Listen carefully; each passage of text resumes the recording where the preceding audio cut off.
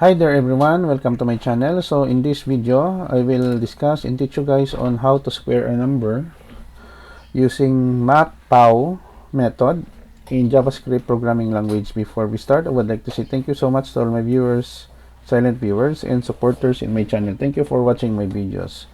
If you are new with my channel and then you like this video, please hit the like button.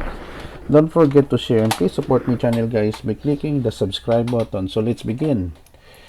So basically, JavaScript is one of the most popular programming language around the world because it is primarily used in creating web applications and also mobile applications.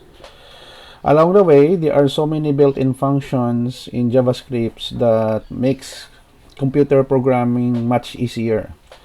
So one of the method that JavaScript has is the Math.Pow. Actually, Math.Pow is a method.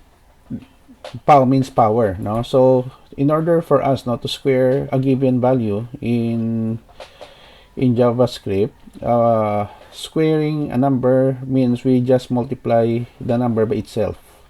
So here we have let variable num underscore val Math.Pow 5, and then we multiply by itself by 2.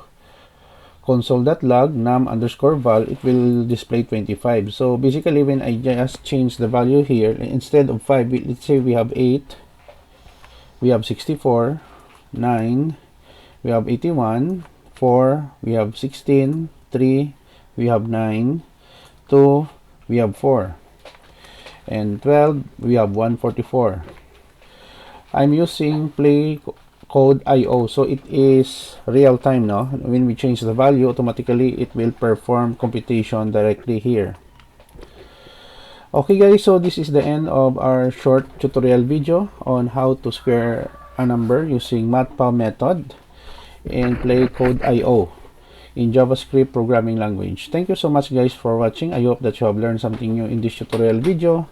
Don't forget to like, share, and please support my channel guys by clicking the subscribe button. See you in the next video tutorial guys. This is your friend Jake saying bye bye for now.